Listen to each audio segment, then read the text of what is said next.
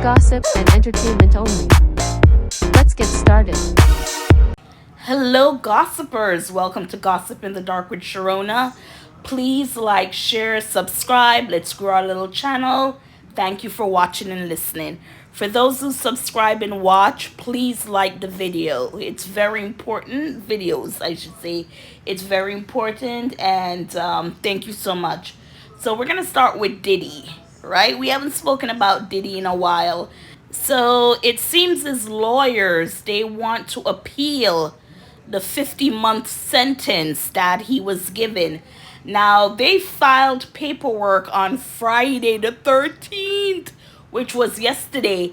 And a little known fact, I don't even know if this is a part of a little known fact, but I checked. There's 3 Friday the 13th this year in 2026. We had one last month, February 13th.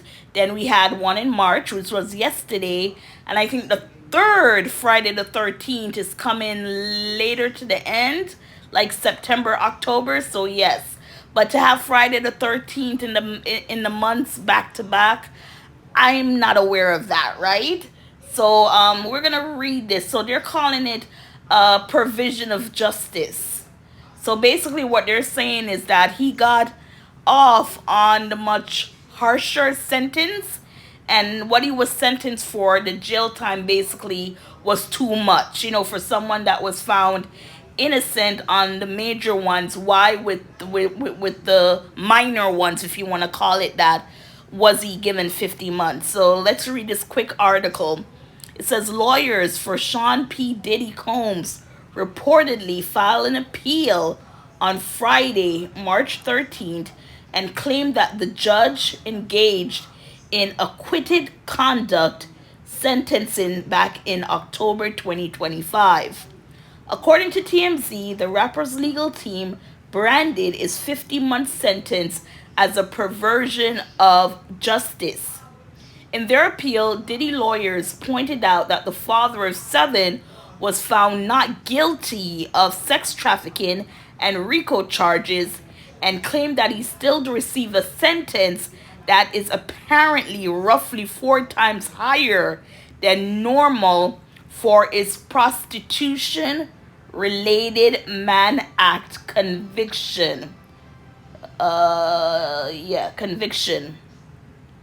The Mirror US has reached out to representatives for Diddy for comment. Although Diddy has been behind bars since September 2024, when he was first arrested in order to remain in federal custody following being indicted on sex trafficking and racketeering charges. Even though imprisoned, the Bad Boy Records founder is still advocating for himself as he's continued to push for dismissals of the many lawsuit cases launched against him, including one by music producer Jonathan Hay, who filed his lawsuit following the split verdict. However, the court nixed Diddy's request to knock down the lawsuit, which alleged that the East Coast rapper committed assault during a 2020 studio session after Jonathan was allegedly drugs. Jonathan initially was too afraid to come forward with his allegations, previously admitted his hesitancy to his attorney in March 2023. He reportedly delayed filing until July 2025, initially naming the case John Doe because he was concerned about revealing his identity. Jonathan alleged that Diddy abused him twice, most recently in 2021. Although he alleged in 2020 that Diddy masturbated in one of Biggie's shirts while they worked with each other in a photo shoot. According to the police report, Diddy was accused of allegedly throwing the shirt on Jonathan, simultaneously saying, "Rest in peace, Biggie." Oy, oy, oy. For the 2021 situation, he claimed that Diddy performed fellatio on him, which led him to sue, the S word, ideation per the police documents. Once Cassie lawsuit came out, Jonathan told CNN, I was like, oh my gosh, here we go. And then once the raid happened, I was like, holy crap. That's when I was like, okay, now it's my time. Finally, I decided that all right, I'm going to go forward with this. Diddy, of course, vehemently denies meritless allegations, often with the statement, as Mr. Combs' legal team has repeatedly stated for over a year now, he cannot address every meritless allegation in what has become a media circus. Let me make it absolutely clear, Mr. Combs categorically denies any false and defamatory all claims that he sexually abused anyone. Jonathan Davis, a civil attorney for Combs, told CNN in a statement.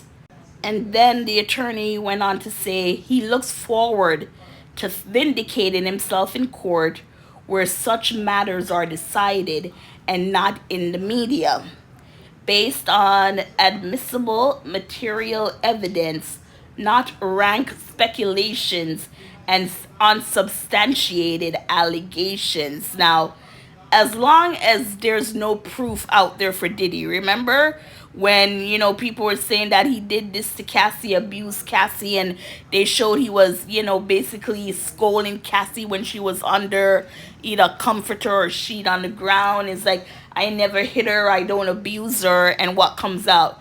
The video of him beating on her in the hotel, by the elevator when she was trying to leave. So, with everyone, as I said, it's a lot of people, too much to come forward. I'm sure some is just jumping on the bandwagon of, what, let me see if I can get some money, and maybe nothing happened. But for those who are really legitimate, bring your proof. You're going to need to have your proof, not because he was sentenced, as far as Cassie and 50's baby mama. You're going to have to bring the proof, and be able to stick it out and take what comes with it, which is the criticism and the judgment and everything like that. So gossipers, yeah, they're saying that the sentence that Diddy was given, it's worse than any others, right? They're saying he was acquitted of the major stuff, so why was he sentenced like he was charged with the major stuff? Gossipers, what are your thoughts on this story? And as always, please like, share, subscribe. Let's grow our little channel. Thank you.